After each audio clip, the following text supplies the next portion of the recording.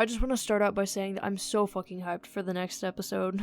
I don't think I've been this hyped about an anime since since Escanor completely destroyed Galand in the 7 Deadly Sins. I'm already so fucking ready for episode 9 to drop so that we can see Team B's test. Now, admittedly, most of that hype is stemming from the fact that I already know what's going to happen. If I were an anime only right now and had no clue of what's to come, I would still be pretty excited, but I definitely wouldn't be nearly as hyped for the next episode as I currently am. Anyways, with that pointless shit out of the way, I guess I should probably actually get to talking about episode 8. The episode starts out right where the last one left off, with Quant holding on to the Green April and looking pissed. You can tell he isn't happy because he literally says, "I am so pissed off." This isn't a nitpick or a negative thing at all, I just find it fucking hilarious that he actually says that he's pissed off. Like, I don't know about you, but whenever I'm angry, I don't declare to the world that I'm so angry right now. I usually just go straight into being a big old bastard who sucks at controlling himself. But, like I said, it's not something that I'm bringing up as a negative for the episode. I just found it fucking hilarious for some reason. I think the reason I loved it so much is because of the fact that I'm a fan of Aiden/Snailords, the creator of Nightmare Factory and Freaking Romance. He has a running joke within his community about how funny he finds it when a character in a show says,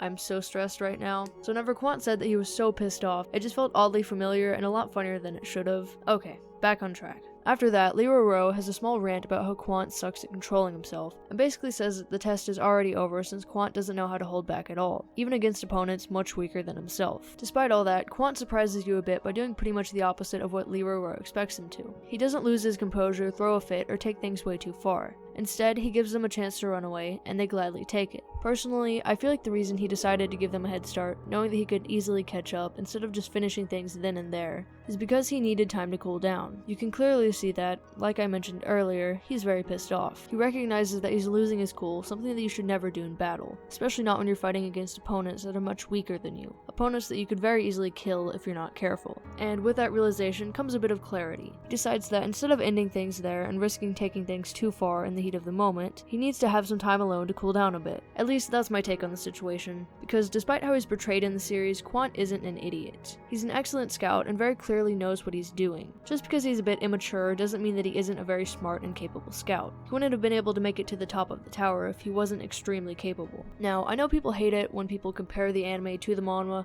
and I completely understand why, but there are a decent amount of differences between the two in this episode, and I wouldn't feel right not mentioning at least some of them. A lot of the differences are things that honestly make a lot of sense in my opinion. They're things that, even though I would have preferred if they'd been shown the same way in the anime as in the manhwa, I completely understand why they weren't. Pretty much the only exception to this is that in the manhwa, Quant gives Khun's team 32 minutes and 13 seconds to escape, not 111 seconds. I honestly don't know why this number has changed, since it doesn't really make much sense to change it, but at the same time, it's not really a big deal. There's only one thing in this episode that they changed that I'm not happy with, and that is that they got rid of the scene where Lero and Hansung make fun of Quant for trying to seem cool. This is one of those things where they clearly just didn't have enough time to include every fun bit from the manhwa in the show, so like, I'm not mad or upset that it was cut, I'm just a little disappointed. Anyways, if you're an anime only and obviously don't know what scene I'm talking about since it was cut, let me explain it to you. In the manhwa, not long after Quant has caught up with Shibisu and is in the middle of kicking his ass, Quant says he can eliminate all of them without using Shinsu, that he's only using Shinsu in the first place to avoid getting the blood of regulars on his hands. There's a small moment of silence before Lero and Hansung Yu start laughing like crazy and mocking Quant for trying to sound cool. Like I said, it's not a major scene, so it isn't a big deal that it was cut. I'm just a bit upset that it seems like they're cutting out a lot of the iconic, goofier bits of the manhwa. I mean, they cut out the part on the first floor where Head-On says that it's a really well-made ball while grinning like an asshole. They cut out Rack's iconic line, they cut out the Khun "Can I call you my son" line, and the list goes on. Yeah, I don't know, it's not too big of a deal, it's just a little upsetting is all. Here's to hoping they don't cut out any of Wongnan's iconic lines from the start of Season 2, because early Season 2 Wongnan is a whole fucking mess and it's great. Just hoping that they don't dial it down at all. Anyways, after that, we meet this guy, the suck-up. As annoying as he is, it's still very nice that he's a part of the show. His character is a nice way to show that within the tower, the princesses are basically celebrities. And of course, with any sort of money or influence comes the wondrous world of suck-ups, or ass-kissers, whatever you want to call them. The suck-up, being the suck-up that he is, instantly gets chummy with Endorsi and talks shit to her about their teammates and basically says that she's the only powerful one on their team. And as much as I hate to admit it, he isn't that far off the mark. How the teams were split up does honestly seem a bit unfair. I mean, just sit down for a second and list off every powerful person you can think of that's on Team A.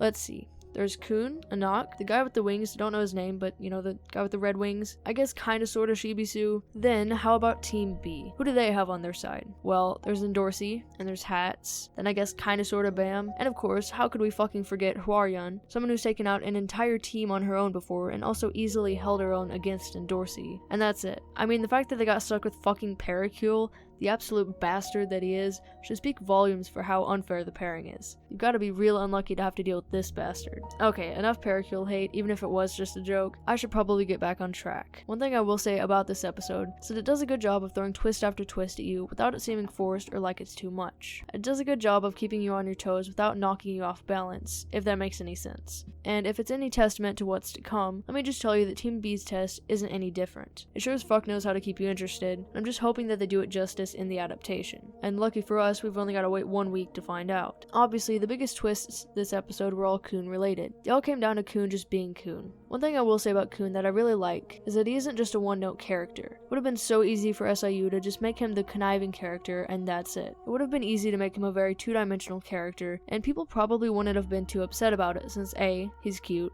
and B, he's very entertaining. But instead of doing that, SIU gave him layers. He's a very complex character who ends up going down a path in the series that you might not have originally expected. I don't know about you, but when I was first introduced to Khun, I definitely didn't expect him to become Bam's very protective best friend. It didn't even cross my mind, but here we are, with Khun actually being a nice person who cares about his friends, even though it doesn't outwardly seem like it most of the time. Basically, moral of the story here is that Khun is best boy and no one can change my mind. Unless they're arguing that Jinsung is best boy, in which case, I'll hear him out, because Jinsung is fucking amazing. But yeah, with all that said, I think I pretty much said everything I can about the episode without dragging things on for far too long. If you have anything to say about the video or the episode, comment it down below, and I hope you guys all have a fucking amazing day.